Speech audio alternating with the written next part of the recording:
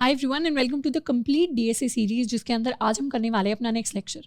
अब इस लेक्चर के अंदर हम बहुत सारे इंपॉर्टेंट कॉन्सेप्ट्स को कवर करेंगे, जैसे हमारे बिटवाइज ऑपरेटर्स हो गए, जैसे स्कोप ऑफ अ वेरिएबल हो गया, या फिर हमारी डेटा टाइप मॉडिफायर्स हो गए। तो इसके अलावा अगर डीएसए के अंदर हमें कोई और कॉन्सेप्ट पढ़ना है तो इसी चैनल के ऊपर इस प्लेलिस्ट के अंदर हमें अवेलेबल मिल जाएगा, हम चाहें तो उसे जाकर सीख सकते हैं।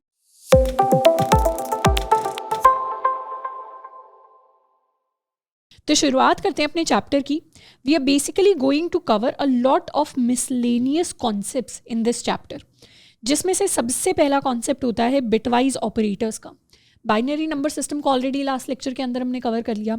बिटवाइज ऑपरेटर्स जो भी हमारे नंबर्स होते हैं, नंबर्स की बाइनरी फॉर्म के ऊपर ऑपरेशंस को परफॉर्म करते हैं। जैसे फॉर एग्जांपल सबसे पहले बात करते हैं अपने बिटवाइज एंड ऑपरेटर की। इसे हम बिटवाइज एंड ऑपरेटर कहते हैं। अब बिटवाइज एंड लॉजिकल एंड के काफ़ी सिमिलर होता है। जैसे फॉर एग्जांपल हमने एक 0 बिट ली, हमने एक 0 बिट ली, तो दोनों का एंड 0 होगा। अगर हमने एक 0 बिट ली, एक 1 ली, तो इन दोनों का एंड भी 0 होगा। अगर हम 1 और 0 बिट का एंड ले, so this is also going to be 0।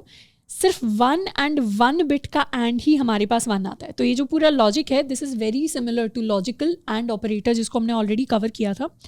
Example के लिए हम दो नंबर्स लेते हैं। Let's suppose a is equal to 4 and b is equal to 8, और हम कैलकुलेट करना चाहते हैं a एंड b। तो इसका जवाब, इसका आंसर हमारे पास क्या होगा? a की बाइनरी फॉर्म यानी 4 की बाइनरी फॉर्म होती है 100, 8 की बाइनरी फॉर्म होती है 1000। तो हम क्या करेंगे, दोनों का एंड लेने की कोशिश करेंगे। अगर यहाँ पर नंबर ऑफ बिट्स में मिसमैच होता है तो हम क्या कर सकते हैं, दोनों को इक्वल बना सकते हैं by adding these zeros in the front of the number. अब दोनों का जब हम एंड लेंगे तो कैसे चीज़ें चलेंगी? 0 एंड 0 का एंड 0 होता है, 0 0 का एंड भी 0 होता है, 1 0 का एंड भी 0 होता है, 0 1 का एंड भी 0 होता है।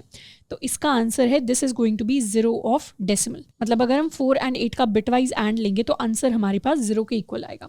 इसको वेरीफाई भी कर लेते हैं with the help of our code. तो कोड के अंदर if we create two numbers, a is equal to 4 and b is equal to 8, और अगर हम सी आउट करवाते हैं 4 या a एंड b, तो आंसर हमारे पास आएगा इस तरीके से 0 के इक्वल। अब जैसे हमारे पास बिटवाइज एंड होता है, वैसे ही हमारे पास बिटवाइज और होता है। बिटवाइज और लॉजिकल और के काफ़ी सिमिलर होता है। बिटवाइज और में यहाँ पर अगर हम 0 एंड 0 का और लें, so this is going to be 0, 0 1 का और लें तो ये 1 होगा, 1 0 का और लें तो ये भी 1 होगा, 1 1 का और लें तो ये भी 1 होगा। जैसे फॉर एग्जांपल अगर हम 4 एंड 8 का और लें तो आंसर हमारे पास आएगा 0 0 का और 0, 0 0 0, 1 1 का और 1 आएगा, 0 एंड 1 का और हमारे पास 1 आएगा। So this is equal to 12 of decimal.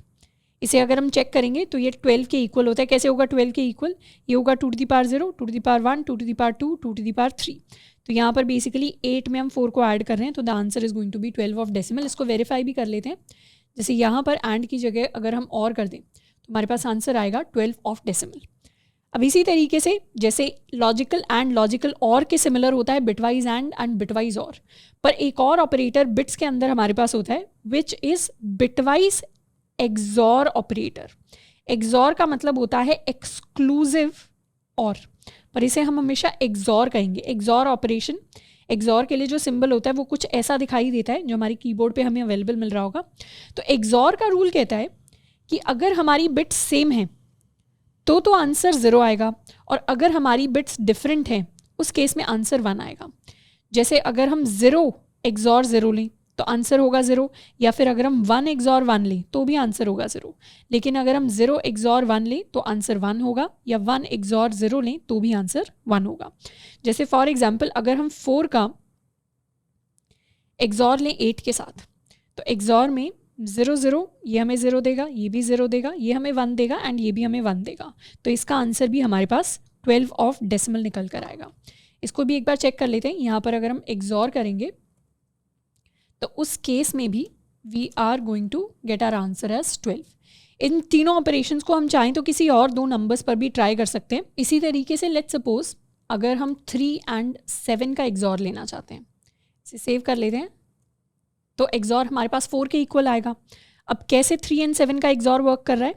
3 के लिए जो हमारा बाइनरी फॉर्म होता है वो होता है ये, 7 के लिए बाइनरी फॉर्म होता है ये। अब दोनों का जब हम XOR लेंगे 1 1 सेम हो गया तो ये 0 हो जाएगा, 1 1 सेम हो गया तो ये 0 हो जाएगा, 0 1 सेम नहीं है तो ये 1 हो जाएगा। 1 0 0 is equivalent to 4 of decimal. तो इसीलिए 3 and 4 का जो XOR है वो हमारे पास 4 के इक्वल प्रिंट होकर आया है। तो इस तरीके से हम किसी भी दो डेसिमल नंबर्स के लिए अगर हमें कोई भी ऑपरेटर दिया है तो उसका फाइनल आंसर हम निकाल सकते हैं by converting them into their binary form. इसके अलावा हमारे पास दो और बिटवाइज ऑपरेटर्स होते हैं। एक होता है हमारा बिटवाइज लेफ्ट शिफ्ट ऑपरेटर, इसको हम लेफ्ट शिफ्ट ऑपरेटर कहते हैं, और ये होता है हमारा बिटवाइज राइट शिफ्ट ऑपरेटर। अब हम याद कैसे कर सकते हैं कौन सा लेफ्ट शिफ्ट है कौन सा राइट शिफ्ट? बेसिकली अगर हम इस ऑपरेटर को देखें तो यहाँ पर क्या है, पॉइंटेड एंड किस तरफ है, लेफ्ट की तरफ है। यहाँ पर ऐसा लग रहा है हमारा जो ऑपरेटर है उसे राइट की तरफ खींचा जा रहा है। So that is why this is right shift and this is the left shift operator. अब कैसे right shift and left shift operator work करते हैं? बेसिकली अगर हम कोई भी नंबर लें, लेट्स सपोज हमने लिया n इज इक्वल टू 4, अगर हम लिख देते हैं n लेफ्ट शिफ्ट i, तो हमारा जो भी बाइनरी फॉर्म होती है वो लेफ्ट की तरफ i प्लेसेस शिफ्ट कर जाती है। क्या कहने का मतलब है, जैसे लेट्स सपोज मैंने लिखा n लेफ्ट शिफ्ट 1, तो इसका क्या मतलब होगा? इसका मतलब होगा जो भी n है, n अगर 4 है तो 4 होता है 1 0 0, मतलब ये 3 स्पेसेस पर है, तो ये लेफ्ट की तरफ हर एक बिट शिफ्ट हो जाएगी बाय 1 प्लेस। मतलब ये 1 लेफ्ट की तरफ शिफ्ट हो जाएगा, ये 0 लेफ्ट की तरफ शिफ्ट हो जाएगा, ये 0 लेफ्ट की तरफ शिफ्ट हो जाएगा। तो जो हमारी 3 प्लेसेस हैं, ये वाला 0 यहाँ पर आ जाएगा, ये वाला 0 यहाँ पर आ जाएगा, एंड ये वाला 1 एक और लेफ्ट की तरफ आ जाएगा यहाँ पर। तो ये 1 हमारा यहाँ पर आ जाएगा, और जो खाली जगह बच जाती है उसको हम फिल कर देते हैं विद zeros। तो बेसिकली अगर एक बार लेफ्ट की तरफ शिफ्ट किया तो हमारे पास फाइनल नंबर ये आएगा, and this is equal to 8 of decimal. इसको वेरीफाई भी कर सकते हैं। अगर सिंपली यहाँ पर हम लिखें, हमने सी आउट किया 4 लेफ्ट शिफ्ट 1, तो आंसर हमारे पास आने वाला है 8 के इक्वल। एक और एग्जाम्पल लेते हैं इसके लिए। लेट्स सपोज इस बार हम शिफ्ट करते हैं 10 लेफ्ट शिफ्ट 2, तो 10 हमारे पास होता है 1 0 1 0, ये 4 प्लेसेस हैं, ऐसे ही 4 प्लेसेस नीचे की तरफ आ जाएगी और लेफ्ट की तरफ 2 और प्लेसेस। तो अब हमें हर नंबर को 2 प्लेसेस से शिफ्ट करना है। तो ये 1 एक बार शिफ्ट होता तो यहाँ पर आता, पर अब इसे 2 बार शिफ्ट करना है तो ये इस प्लेस पर आएगा। तो 1 यहाँ पर आएगा, ये 0 यहाँ पर आएगा, ये वाला 1 यहाँ पर आएगा, ये वाला 0 यहाँ पर आएगा, तो 2 प्लेसेस यहाँ पर खाली रह जाएंगी जिसको हम फिल कर देंगे विद zeros। तो इसकी वैल्यू क्या होगी? This is 1 2 4 8 16 and 32, so the answer is going to be 32 plus 8 equal to 40 of decimal। तो जैसे ही हम 10 लेफ्ट शिफ्ट 2 करेंगे हमारे पास आंसर आएगा 40 के इक्वल। इसको भी वेरीफाई कर लेते हैं। हम करेंगे 10 लेफ्ट शिफ्ट 2, तो आंसर आ गया 40 के इक्वल। तो इस तरीके से जितनी प्लेसेस हमें लेफ्ट की तरफ शिफ्ट करना होता है अपनी बिट्स को, उसको हम राइट साइड में लिखते हैं, और जिस नंबर के अंदर बिट्स को हम शिफ्ट करना चाहते हैं उसको हम लेफ्ट की तरफ लिखते हैं। ये जो ऑपरेशन है, वैसे अभी हमें समझ नहीं आ रहा होगा कि बिटवाइज ऑपरेटर का क्या काम है, लेकिन बाद में जाके हम काफ़ी सारे ऐसे कॉन्सेप्ट्स पढ़ेंगे बिट मैनिपुलेशन के अंडर, जिसमें हम कई सारी चीज़ों के शॉर्टकट निकालने की कोशिश करेंगे। जैसे अगर कभी भी हमें फाइंड करना होता है कि क्या कोई नंबर पावर ऑफ 2 है या क्या कोई नंबर ऑड या इवन है, अगर हम उनकी बिट से फाइंड करना चाहते हैं, तो ये चीज़ें, इन सवालों के आंसर फाइंड आउट करने के लिए ये left shift and right shift operator हमारी हेल्प करते हैं। तो अभी के लिए बस इन्हें सीख लेना है, समझ लेना है, यूज़ करना इन्हें हम बाद में सीखेंगे। तो ये हमारा लेफ्ट शिफ्ट ऑपरेटर हो गया। अब राइट शिफ्ट की बात करते हैं। राइट शिफ्ट भी सिमिलरली वैसे ही का वर्क करता है। जैसे लेट्स सपोज मैंने किया 10 राइट शिफ्ट 1, तो 10 होता है 1 0 1 0, ये 4 प्लेसेस हैं, तो ऐसे ही हमारे पास 4 प्लेसेस होंगी। अब जब हम राइट की तरफ शिफ्ट कर रहे हैं तो बेसिकली ये 1 यहाँ आ जाएगा, ये 0 यहाँ आ जाएगा, ये 1 यहाँ आ जाएगा, और लेफ्ट की जो बची हुई जगह है उसको हम zeros से फिल करते हैं। तो यहाँ पर हमारे पास आ जाएगा 0। एंड ये लास्ट वाली जो ट्रेलिंग वैल्यूज होती हैं, जो लास्ट में आती हैं, ये क्योंकि यहाँ पर कोई जगह नहीं है। बाइनरी नंबर कैसा होता है, बाइनरी नंबर में या तो हम 1 0 1 0 लिख दें, या फिर इससे पहले हम बहुत सारे zeros लिख दें, दोनों का ही मतलब सेम होता है। ये ऑलरेडी हमने लास्ट चैप्टर में पढ़ा था। तो जब हम लेफ्ट की तरफ शिफ्ट करते हैं तो बेसिकली ये जो 1 है ये 0 की जगह आ रहा होता है, लेकिन राइट की तरफ शिफ्ट करने में कोई हमारे पास एक्स्ट्रा जगह नहीं होती। राइट की तरफ, लेफ्ट की तरफ बहुत सारी जगह होती है क्योंकि लेफ्ट की तरफ zeros होती हैं, राइट की तरफ कोई एक्स्ट्रा जगह नहीं होती। तो राइट की तरफ अगर कोई जगह नहीं है तो ये जो 0 है ये शिफ्ट होकर जब निकलेगा तो ये नंबर से बाहर ही निकल जाएगा और हमारा नंबर सिर्फ इतना बचेगा। And this number is 101 which is equivalent to 5 of decimal. इसको वेरीफाई भी कर लेते हैं। अगर मैंने किया 10 राइट शिफ्ट 1, तो इस केस में हमारा आंसर निकल कर आने वाला है 5 के इक्वल। एक और एग्जाम्पल ले लेते हैं। लेट्स सपोज इस बार हम करते हैं 8 राइट शिफ्ट 2, तो 8 होता है हमारे पास 1000। तो इसी तरीके से हमारे पास 4 स्पेसेस होंगी नंबर के अंदर। ये 1 2 प्लेसेस शिफ्ट करेगा तो यहाँ आएगा, ये 0 2 प्लेसेस शिफ्ट करेगा तो यहाँ आएगा, ये 2 प्लेसेस शिफ्ट करेगा तो बाहर निकल जाएगा, ये भी बाहर निकल जाएगा। लेफ्ट वाली जगह को हम फिल कर देंगे विद ज़ीरोस। तो ये वैल्यू होती है 2 ऑफ डेसिमल के इक्वल। जब हम करेंगे 8 राइट शिफ्ट 2, हमारे पास आंसर आएगा 2 के इक्वल। अब क्योंकि यहाँ पर left shift and right shift की हम बात कर रहे हैं, एक काफ़ी इंटरेस्टिंग चीज़ मैं आपको दिखाती हूँ। बेसिकली जो हमारा लेफ्ट शिफ्ट ऑपरेटर होता है ये इंटरनली मेमोरी के अंदर एक ऑपरेशन परफॉर्म करता है। लेट्स सपोज किसी भी नंबर ए को अगर हम लेफ्ट शिफ्ट बी कर रहे हैं तो उसको कहने का मतलब है कि हमारा जो फाइनल आंसर होने वाला है वो a into 2 to the power b होने वाला है। और इसको हम वेरीफाई भी कर सकते हैं। जैसे 8 को अगर मैंने लेफ्ट शिफ्ट 1 किया 1000, तो इसका आंसर हमारे पास होगा 1 इसके इक्वल, एंड ये होता है 16 के इक्वल। This is equal to 16 of decimal. तो लेफ्ट शिफ्ट करने के बाद आंसर हो जाएगा इसके इक्वल। अब इसी चीज़ को अगर वेरीफाई करें तो आंसर क्या आना चाहिए, ए यहाँ पर था 8 एंड बी था हमारे पास 1, तो आंसर होना चाहिए था 8 into 2 to the power 1, this would have been 16। तो अगर हम ये ऑपरेशन कभी भी करना चाहते हैं तो उसके लिए सिंपली हम अपने ए को लेफ्ट शिफ्ट कर सकते हैं बाय बी प्लेसेस। उसी तरीके से जो हमारा राइट शिफ्ट ऑपरेटर होता है, राइट शिफ्ट ऑपरेटर का मतलब होता है कि अगर हम ए राइट शिफ्ट बी कर रहे हैं तो उसका आंसर होगा A divided by 2 to the power B. इसको भी वेरीफाई कर लेते हैं। जैसे अगर मैंने किया 8 राइट शिफ्ट 1, तो उसका आंसर होगा 1000 को राइट शिफ्ट करेंगे तो आंसर आएगा 100 या 100 नहीं 100, which is equivalent to 4 of decimal. And उसी को अगर वेरीफाई करें, अगर ये हमारा ए है ये हमारा बी है, तो यहाँ पर आंसर हो जाएगा 8 divided by 2 to the power 1 and this is going to be equal to 4। ये एंड ये वैल्यूज़ मैच कर रही हैं। तो राइट शिफ्ट करने का मतलब है कि हम ए को डिवाइड कर रहे हैं 2 टू द पावर बी के साथ। ये एक इंपॉर्टेंट चीज़ है जिसको हम याद कर सकते हैं। तो कभी कभी बिट्स को यूज़ करते हुए ये एक ऐसा फॉर्मूला है जो हमारे काम आ जाता है। अब यहाँ पर हमने बिटवाइज ऑपरेटर्स को पढ़ लिया है। इससे रिलेटेड कुछ होमवर्क प्रॉब्लम्स है which I am going to give you. इनमें से सबसे पहली प्रॉब्लम है कि you have to calculate all of these values for bitwise and bitwise or and bitwise XOR। तो ये हमें पेपर पेन पर पहले कैलकुलेट करनी है and then we need to verify it through our code. उसके साथ में we are also going to perform these 2 operations on our own and उसके बाद इन्हें भी हमें कोड से वेरीफाई करना है। तो इस होमवर्क को हम चाहें तो यहाँ पर पॉज करके भी कर सकते हैं, नहीं तो लेक्चर के बाद भी कर सकते हैं। Now let's move on to the next concept which is operator precedence. Precedence कहने का मतलब होता है प्रायोरिटी।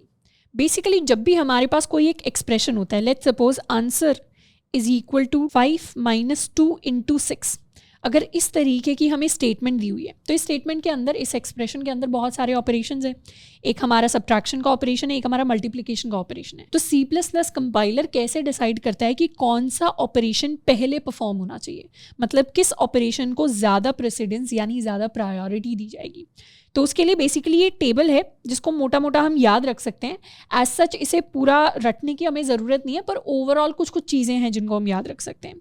जैसे जनरल रूल ऑफ थंब कहता है कि सबसे हाईएस्ट प्रायोरिटी होती है नॉट ऑपरेटर की, increment unary and decrement unary operator की। अगर कहीं पर लिखा है a++ मल्टीप्लाइड बाय 5 तो हमेशा ये ++ पहले परफॉर्म होगा, उसके बाद a को ++ करके फिर उसे 5 के साथ मल्टीप्लाई किया जाएगा। तो ये मतलब होता है प्रेसिडेंस का।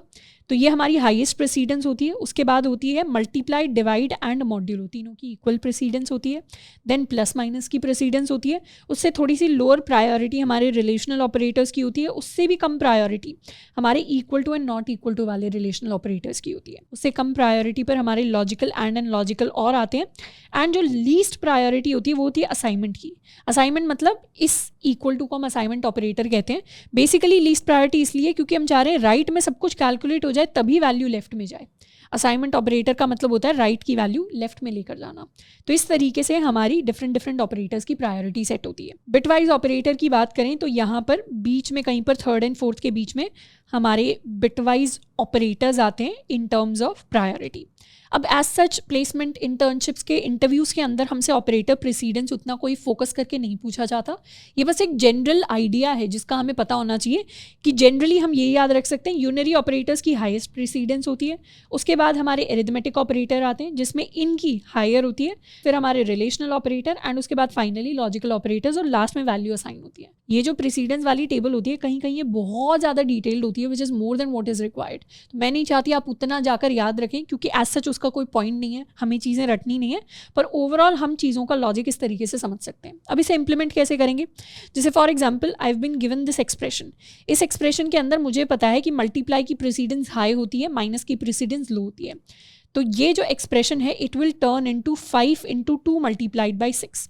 तो पेरेंथेसिस का मतलब है ये ऑपरेशन पहले परफॉर्म होगा, तो ऑपरेशन ये पहले परफॉर्म होगा तो it will be equal to 5 - 12 which is equal to -7।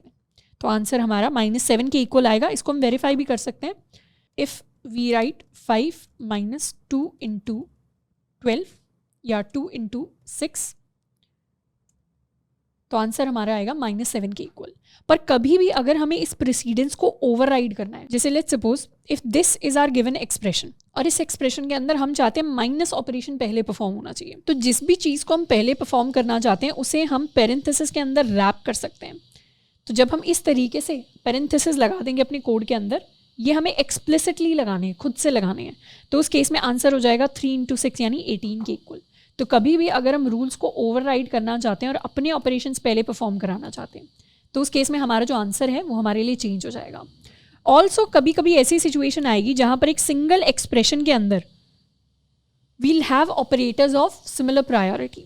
जैसे फॉर एग्जाम्पल हमारे पास कोई एक्सप्रेशन है, जैसे लेट्स सपोज हमारे पास एक्सप्रेशन है 4 × 5 मॉड्यूलो 2 के इक्वल। अब ये जो एक्सप्रेशन है ये दो तरीके से इवैल्यूएट हो सकता है, या तो मल्टीप्लाई पहले परफॉर्म हो सकता है, मल्टीप्लिकेशन अगर पहले परफॉर्म होगा तो ये वैल्यू हो जाएगी 20 modulo 2 which is going to be equal to 0, या फिर यहाँ पर मॉड्यूलो पहले परफॉर्म हो सकता है, उस केस में वैल्यू हो जाएगी 4 × 1 which is going to be equal to 4।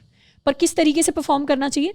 Basically जब भी हमारे पास इक्वल प्रायोरिटी के ऑपरेटर्स आ जाते हैं, इक्वल प्रेसिडेंस के ऑपरेटर्स आ जाते हैं, तो वहाँ पे हम रूल्स ऑफ एसोसिएटिविटी यूज़ करते हैं। एसोसिएटिविटी कहने का मतलब है कि पहले से ही C++ में डिफाइंड है कि कौन से ऑपरेटर्स किस ऑर्डर में परफॉर्म होंगे। तो एसोसिएटिविटी ऑर्डर मैंने आपको यहाँ पर लिख के दिया हुआ है। अगर मल्टीप्लिकेशन डिवीजन मॉड्यूलो की बात करें तो इसकी एसोसिएटिविटी होती है लेफ्ट टू राइट, मतलब मुझे अपने ऑपरेशंस को परफॉर्म करना है from left to right direction. तो यहाँ पर लेफ्ट से राइट की तरफ बढ़ेंगे तो पहले मल्टीप्लिकेशन परफॉर्म होगा, फिर मॉड्यूलो परफॉर्म होगा।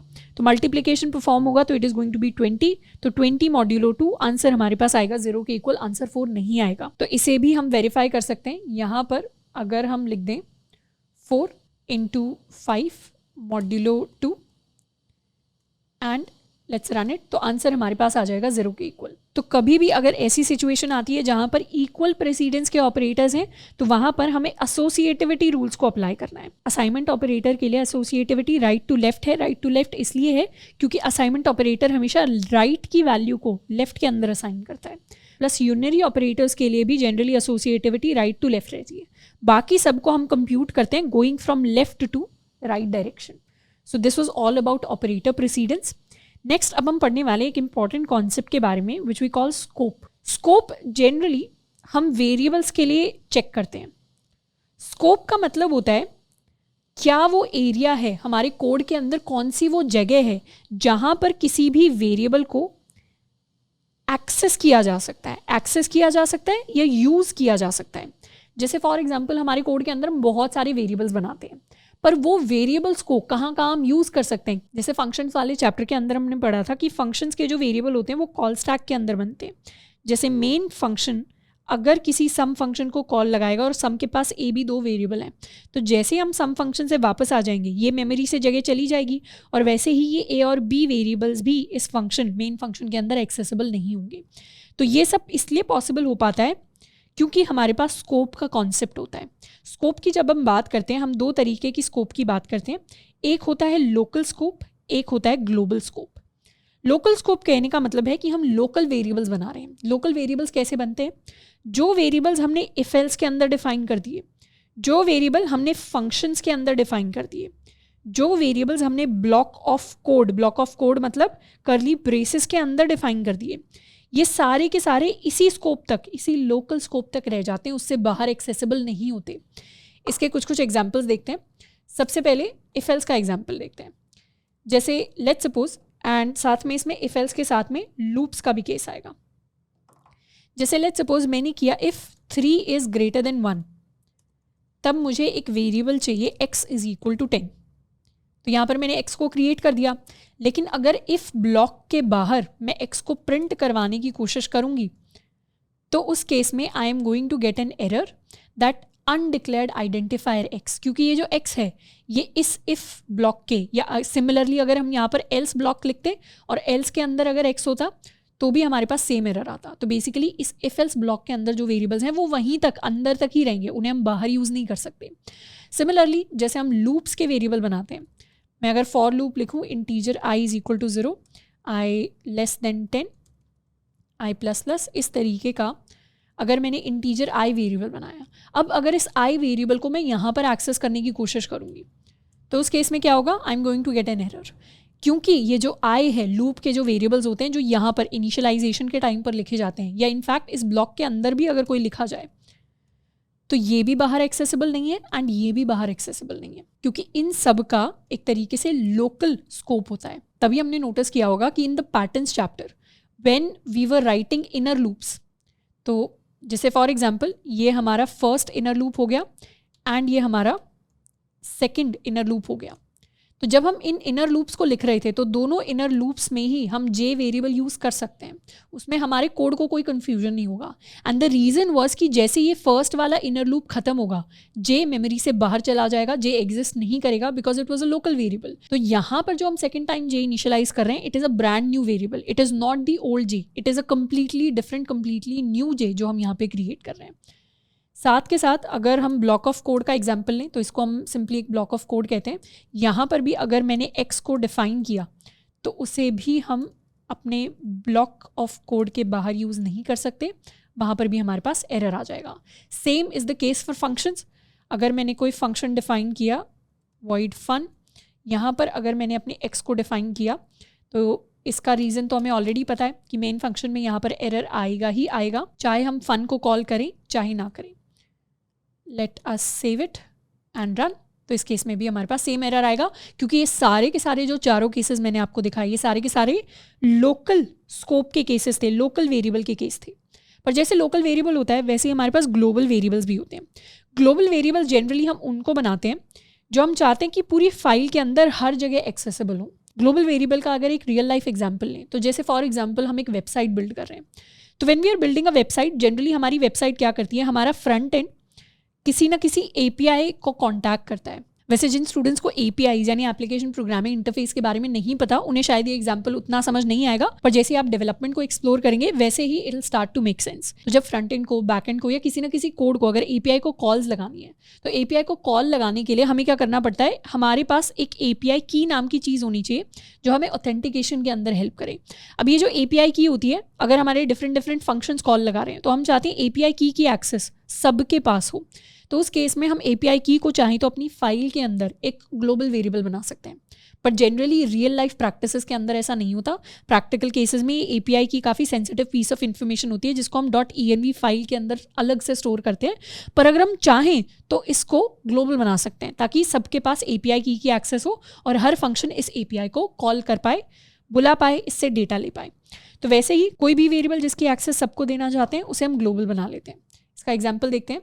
जैसे फॉर एग्जाम्पल यहाँ पर मेन फंक्शन के बाहर, यानी फाइल के अंदर पर मेन फंक्शन के बाहर, एंड इनफैक्ट सारे के सारे फंक्शंस के बाहर अगर हमने कोई वेरिएबल बनाया x, तो अब इस x की जो एक्सेस है वो मेन फंक्शन के पास होगी ही होगी।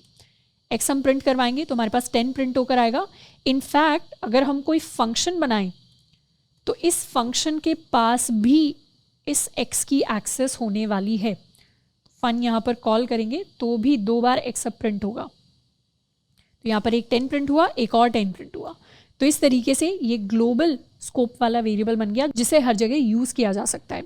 सो that is why scope is really important. हर बार जब भी वेरिएबल्स डिक्लेयर करते हैं एक बार स्कोप के बारे में ज़रूर सोचना है कि इस वेरिएबल की मुझे कहाँ कहाँ पर ज़रूरत पड़ेगी। नेक्स्ट जिस कॉन्सेप्ट को हम डिस्कस करेंगे इसका नाम है डेटा टाइप मॉडिफायर्स। जनरली अभी तक हमने अपने प्रिमिटिव डेटा टाइप्स पढ़े, हमने इंट पढ़ा है, हमने डबल पढ़ा है, हमने कैर पढ़ा है, बूलियन पढ़ा है, पर जो हमारे एग्जिस्टिंग डेटा टाइप्स हैं हम चाहें तो उन्हें भी चेंज कर सकते हैं। तो डेटा टाइप मॉडिफायर्स का काम होता है to change the meaning of the existing data types. कैसे? जैसे फॉर एग्जाम्पल हमने ऑलरेडी एक इंटीजर वेरिएबल बनाया हुआ है। इंटीजर का एग्जाम्पल लेते हैं, हमने इंटीजर वेरिएबल बनाया हुआ है इंटीजर एक्स। अब ये जो इंटीजर एक्स है ये कितना डेटा स्टोर कर लेता होगा, कितना बड़ा इंटीजर स्टोर कर लेता होगा? एग्जाम्पल के लिए देखते हैं, हमें पता है इंटीजर के पास 4 बाइट्स की मेमोरी होती है। 4 बाइट्स का मतलब हमें ऑलरेडी पता है 32 बिट्स होता है। 32 बिट्स कहने का मतलब है इस तरीके से हमारे पास डिफरेंट 32 0 या 1 0 या 1 0 या 1 के कॉम्बिनेशन होंगे। अब इसमें से ये तो हमें पता ही है कि हमारी जो लेफ्ट मोस्ट बिट होती है ये हमारी MSB होती है। तो जितने भी पॉजिटिव नंबर वाले कॉम्बिनेशन होंगे उसके अंदर लेफ्ट मोस्ट बिट सेट हो जाएगी कि इसके अंदर 0 ही आएगा। जितने नेगेटिव नंबर्स होंगे उसमें MSB सेट हो जाएगी कि इसके अंदर 1 ही आएगा। और बाद वाले कॉम्बिनेशन हमें देखने पड़ेंगे। तो बाद वाली कितनी जगह बच गई? एक। अगर ये एक प्लेस हो गई तो बाकी की हमारे पास 31 बिट्स बच गई। अगर 31 की 31 बिट्स के पास चॉइस है कि या तो वहाँ पे 0 आ सकता है या फिर वहाँ पे 1 आ सकता है, तो टोटल नंबर ऑफ 0 1 के कॉम्बिनेशन होंगे 2 टू द पावर 31 के इक्वल। ये ऐसी चीज़ है जो परम्यूटेशन कॉम्बिनेशन के अंदर हमने मैथ में पढ़ी होगी। अगर हमें 32 प्लेसेस को फिल करना है विद जीरोज एंड वंस तो उसके कितने पॉसिबल तरीके हैं? इस खाली जगह के पास भी 2 चॉइसेस हैं यानी 0 या 1, इसके पास भी 2 चॉइस हैं, इसके पास भी 2 चॉइस हैं, इसके पास भी 2 चॉइस हैं। ये सारी चॉइसेस मल्टीप्लाई होती हैं और टोटल कितनी चॉइस मल्टीप्लाई होंगी? 31 जगह खाली हैं तो total 2 to the power 31 choices multiply होंगी। तो नेगेटिव नंबर की बात करें तो negative number -2 to the power 31 तक स्टोर हो सकते हैं। Positive numbers positive 2 to the power 31 -1 तक स्टोर हो सकते हैं क्योंकि ये पॉजिटिव नंबर्स को हम 0 से स्टार्ट करते हैं। अगर 1 से स्टार्ट करते तो 2 टू द पावर 31 होता, पर क्योंकि 2 टू द पावर 31 में एक नंबर 0 भी होता है जिसमें सारी बिट 0 होती हैं। तो ये हमारी रेंज होती है इंटीजर के अंदर जो नंबर स्टोर हो सकते हैं। इस रेंज को समझने में अगर डिफिकल्टी हुई तो घबराने वाली बात नहीं है, एक बार वही सेम एक्सप्लेनेशन जो है उसको रिवाइंड करके देख लेना है। तो अगर समराइज करें तो बेसिक समरी ये है कि अगर इंटीजर ने 32 बाइट्स हमें दी हैं तो 32 बाइट्स कहने का मतलब है कि इस इंटीजर के अंदर -2 टू द पावर 31 से लेकर +2 टू द पावर 31 -1 तक नंबर स्टोर हो सकते हैं। लेकिन अगर मुझे 2 टू द पावर 32 स्टोर कराना हुआ तो ये नंबर जो है बहुत बड़ा नंबर होगा। पर अगर मुझे इस नंबर को स्टोर कराना हुआ तो अगर मैं इस नंबर को स्टोर कराने की कोशिश करूंगी इंटीजर के अंदर तो ये नंबर एग्जैक्टली ऐसा स्टोर नहीं होगा। इंटीजर क्या करेगा? इंटरनली इसको इस तरीके की किसी ना किसी रेंज के अंदर कन्वर्ट कर देगा और मोस्ट प्रॉब्ली एक नेगेटिव नंबर निकल कर आएगा जो कि गलत वैल्यू होगी। मतलब सही वैल्यू इंटीजर स्टोर ही नहीं कर पाएगा क्योंकि उसकी कैपेसिटी नहीं है। एक बाल्टी है जिसके अंदर 4 लीटर की कैपेसिटी है तो उसमें 4 लीटर ही पानी आ सकता है, उसमें 5 लीटर पानी हम स्टोर नहीं करा सकते। लेकिन हम बाल्टी को बड़ा कर सकते हैं तो डेटा टाइप को हम चेंज कर सकते हैं, उसकी कैपेसिटी बढ़ा या कम कर सकते हैं। तो उसके लिए हम डेटा टाइप मॉडिफायर्स को यूज़ करते हैं जिसमें से पहला मॉडिफायर होता है लॉन्ग। लॉन्ग का मतलब होता है लॉन्ग को हम लॉन्ग इंट के साथ यूज़ कर सकते हैं, लॉन्ग डबल के साथ यूज़ कर सकते हैं। लॉन्ग इंश्योर करता है कि जिस भी डेटा टाइप के साथ हम इसे यूज़ करें तो लॉन्ग हमें क्या दे देगा? लॉन्ग हमें greater than equal to 4 bytes की कैपेसिटी दे देगा। मतलब मिनिमम तो 4 बाइट्स देगा ही। अब ये जो डेटा टाइप्स की कैपेसिटी होती है कि कितनी बाइट्स हर एक डेटा टाइप स्टोर करा सकता है, ये वेरिएबल होती है। ऐसा नहीं है ये सारे सिस्टम्स के अंदर फिक्स है। डिपेंडिंग अपॉन आवर मशीन हमारी जो डेटा टाइप्स की कैपेसिटी होती है वो डिफरेंट होती है। तो कोई स्टूडेंट अगर पुराने किसी विंडोज सिस्टम के ऊपर काम कर रहा हो, बहुत पुराने सिस्टम के ऊपर, तो हो सकता है उनका इंटीजर उनके सिस्टम में 32 बिट्स का 4 बाइट्स का ना शो करे, उनके सिस्टम में 2 बाइट्स का शो करे इंटीजर, जो कि कंप्लीटली नॉर्मल है क्योंकि ये जो हमारी स्पेस होती है सिस्टम डिपेंडेंट होती है। लेकिन लॉन्ग ये ज़रूर इंश्योर करेगा कि जिस भी डेटा टाइप के साथ यूज़ करें उसकी capacity greater than equal to 4 bytes बन जाए। और लॉन्ग को जनरली हम इंटीजर के साथ ही यूज़ कर रहे होते हैं। डबल ऐसे ही मैंने आपको एज एन एग्जाम्पल दिखा दिया। जैसे एग्जाम्पल के लिए अगर हम एक इंटीजर वेरिएबल लें या इनफैक्ट डायरेक्टली सी आउट कराते हैं साइज ऑफ इंट, एक तो साइज ऑफ इंट हमारे पास होगा which is going to be equal to 4, लेकिन साइज ऑफ इंट के साथ अगर हम लॉन्ग इंट स्टोर कराएं तो इस बार नंबर क्या हो गया? नंबर की कैपेसिटी बढ़ के हो गई 8 बाइट्स के इक्वल। 8 बाइट्स कहने का मतलब है कि जो हमने लॉन्ग इंट बनाया है इसमें अब हमारे पास 64 बिट्स हो जाएंगी। 64 बिट्स मतलब अब इसकी रेंज होगी -2 टू द पावर 63 से लेकर +2 टू द पावर 63 -1।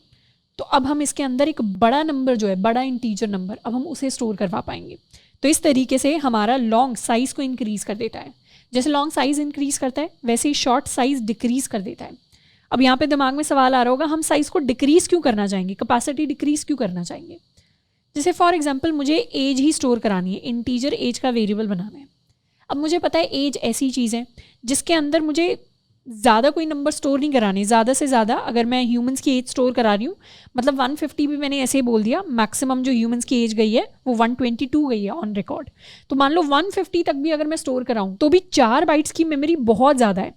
तो शॉर्ट क्या करेगा, अगर मैं इंट को शॉर्ट इंट बना दूँ तो ये मुझे 2 बाइट्स की जगह दे देगा, मतलब जो 4 बाइट्स की कैपेसिटी है उसे शॉर्ट कर देगा, उसे डिक्रीज़ कर देगा। अगर मुझे कोई ऐसी वैल्यू स्टोर करानी है जिसकी रेंज मुझे पता है बहुत छोटी होने वाली है, बहुत छोटा सा नंबर होने वाला है, जैसे यहाँ पर if I try to print short int, तो उस केस में हमारे पास आएगी वैल्यू इक्वल टू 2 बाइट्स। अब जैसे हमारे पास लॉन्ग एंड शॉर्ट होते हैं, वैसे ही हमारे पास एक और मॉडिफायर होता है which is called long long. Long long को जनरली हम इंटीजर्स के साथ यूज़ करते हैं and we write it as long long int. तो इससे भी हमारे इंटीजर की जो कैपेसिटी है वो बढ़ जाती है। Depending upon the system the capacity can be variable. जैसे फॉर एग्जांपल यहाँ पर अगर हम लिख दें लॉन्ग लॉन्ग इंट, तो वैसे तो मैक सिस्टम के अंदर it is going to be equal to 8 bytes, लेकिन हो सकता है विंडोज सिस्टम के अंदर कैपेसिटी और डिफरेंट हो। अब लॉन्ग लॉन्ग इंट की जगह अगर हम सिर्फ लॉन्ग लॉन्ग लिखें वो भी मोर देन इनफ होता है।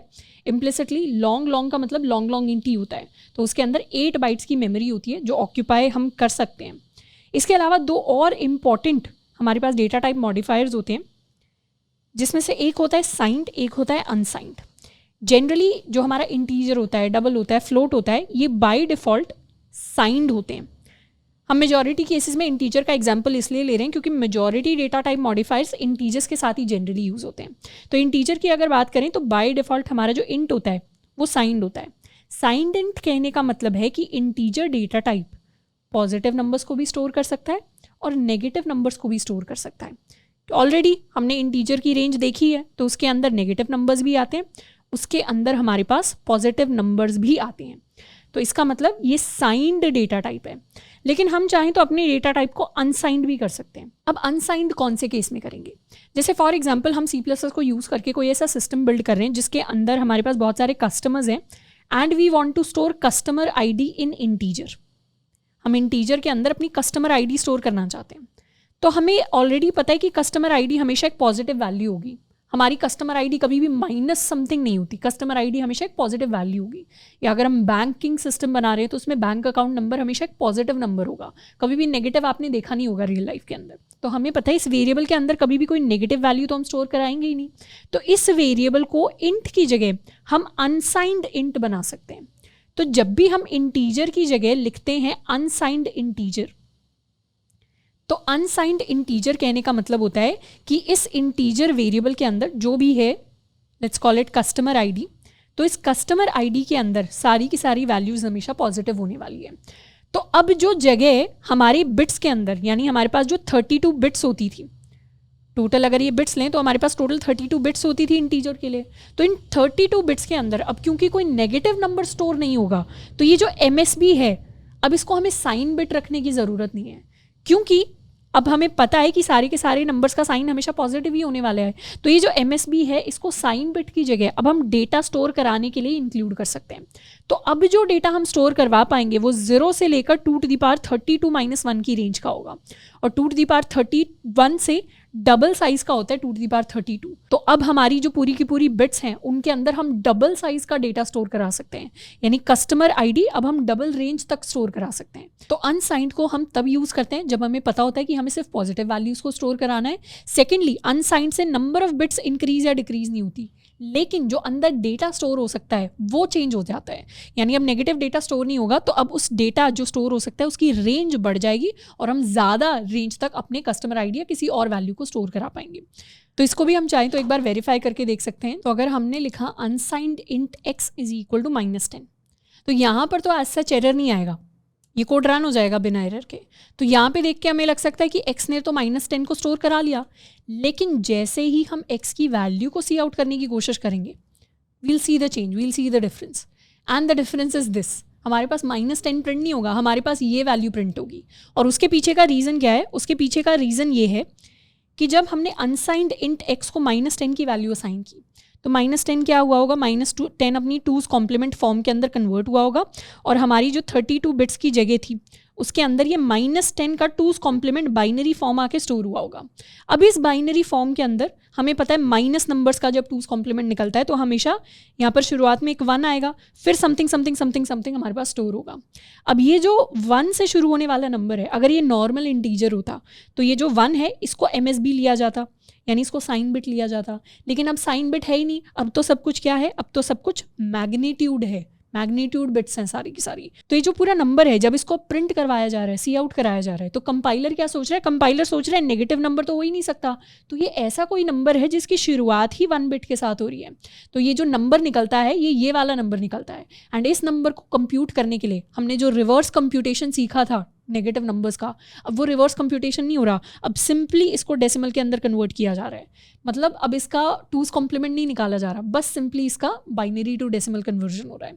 तो यहाँ पर इवन तो हमने -10 को स्टोर करा लिया, लेकिन कंपाइलर इसे एक पॉजिटिव नंबर समझ रहा है और उसे वो ये वाला बड़े वाला पॉजिटिव नंबर की तरह इंटरप्रेट कर रहा है। That is the difference between signed and unsigned. तो आई होप कि यहाँ पर हमें डेटा टाइप मॉडिफाइज का जो पूरा कॉन्सेप्ट है वो समझ में आया होगा। थोड़ा सा ये कॉन्सेप्ट स्टूडेंट्स को मैथमेटिकल लगता है, पर उसे घबराने की ज़रूरत नहीं है। अगर हम यहाँ पर पॉज करके एक बार थोड़ा सा चीज़ों के बारे में थोड़ा सा हल्का सा मैथमेटिकल होकर सोचेंगे तो चीज़ें बहुत आसान है। ये बहुत सिंपल मैथ है जो हमने स्कूल के अंदर की थी। तो हमारे चैप्टर के अंदर आज हम इतना ही कवर कर रहे होंगे। आज बेसिकली हमने अपने बिटवाइज ऑपरेटर्स को कवर किया है। बिटवाइज ऑपरेटर्स में एंड और एंड एक्सॉर आता है, उसके साथ में हमने अपने left shift and right shift operators को कवर किया है। साथ के साथ आज हमने ऑपरेटर प्रेसिडेंस को कवर किया है कि किस तरीके से कौन से ऑपरेटर की ज़्यादा प्रायोरिटी होती है, किसकी कम प्रायोरिटी होती है। इसके साथ में we have covered the important concept of scope and साथ के साथ we have talked about data type modifiers कि किस तरीके से हम अपने एग्जिस्टिंग डेटा टाइप्स को मॉडिफाई भी कर सकते हैं। उसमें चाहे इंटीजर की रेंज हो गई हो, चाहे हमारे साइन अनसाइन के कॉन्सेप्ट हो गए हो, इन सारी चीज़ों को आज हमने कवर किया है। साथ के साथ I am going to give you some homework problems. सबसे पहली प्रॉब्लम है to figure out how to find if a number is power of 2 without any loop. तो इसको और इजी बनाने के लिए सबसे पहले तो आपको क्या करना है, लूप से इस सवाल को सॉल्व करना है। कोई भी नंबर दिया होगा n, जैसे for example n is equal to 32, उसके लिए आपको रिटर्न करना है ट्रू अगर ये नंबर पावर ऑफ 2 है, नहीं तो आपको प्रिंट करवाना है फॉल्स। तो डिपेंडिंग अपॉन 32 तो है तो उसके लिए ट्रू आएगा, लेकिन 34 होता तो उसके लिए हमारे पास फॉल्स आता। तो पहले तो इस सवाल को लूप से करने की कोशिश करनी है। उसके बाद आपको कोशिश करनी है कि किसी ना किसी तरीके से हम ये जो सवाल हैं इसको बिट्स के थ्रू कर लें। इसमें मैं बता देती हूँ, हम left shift right shift operators का यूज़ कर रहे होंगे, तो किस तरीके से हम इस सवाल को बिट्स के थ्रू कर सकते हैं, जो हमने बिटवाइज ऑपरेटर्स पढ़े। अब ये जो सवाल है मोस्ट प्रोबेबली मेजॉरिटी स्टूडेंट्स खुद से नहीं सोच पाएंगे, तो इस सवाल का जो सॉल्यूशन है आप चाहें तो गूगल कर सकते हैं, आप चाहे तो एक्सटर्नल हेल्प ले सकते हैं, उसमें कोई प्रॉब्लम नहीं है, पर you can try to figure this thing out on your own. Second जो सवाल हम कर सकते हैं that is to write a function to reverse an integer. इसको हम खुद से कर पाएंगे मोस्ट ऑफ द स्टूडेंट्स जिनको सम ऑफ द डिजिट्स वाला जो हमारा सवाल था उसका कॉन्सेप्ट अच्छे से समझ में आया। बेसिकली अगर मुझे कोई इंटीजर दिया है number is equal to 1 to 5, तो हमें इसका रिवर्स नंबर जो है उसे प्रिंट करवाना है विच इज़ 5 to 1। और सिर्फ प्रिंट नहीं करवाना है, ऐसा नहीं है कि पहले आप रिमाइंडर निकाल दो 5 प्रिंट हो गया, फिर रिमाइंडर निकाल दो 2 प्रिंट हो गया, फिर रिमाइंडर निकाल दो 1 प्रिंट हो गया। ये तो हो गया लेवल 1 ऑफ द प्रॉब्लम। तो पहले तो प्रिंट करवाने का काम कर लो लेवल 1 में, लेकिन ओरिजिनल सवाल है कि आपको एक नया नंबर बनाना है जिसके अंदर ये सारे के सारे डिजिट्स उसी फॉर्मेट में उसी ऑर्डर में स्टोर्ड हों। तो रिवर्स ऑर्डर में इनको हम स्टोर कराना चाहते हैं एक नंबर के अंदर और इस नंबर को हम रिटर्न करना चाहते हैं। तो ये दोनों प्रॉब्लम्स आपके लिए होमवर्क प्रॉब्लम होने वाली है। आई होप कि आज के लेक्चर से हमने कई सारी नई चीज़ें सीखी होंगी जिनको नेक्स्ट क्लासेस से हम इंप्लीमेंट करेंगे। तो if you have successfully completed the chapter, हम नीचे जाके कमेंट कर सकते हैं, आज की डेट डाल सकते हैं, खुद को एक पैट ऑन द बैक दे सकते हैं। We can also update our progress on Twitter and साथ के साथ जैसे आप होमवर्क प्रॉब्लम्स कर लेते हैं वैसे भी आप अपडेट कर सकते हैं अपनी प्रोग्रेस को। तो आज के लिए इतना ही, मिलते हैं नेक्स्ट लेक्चर के अंदर। Till then keep learning and keep exploring.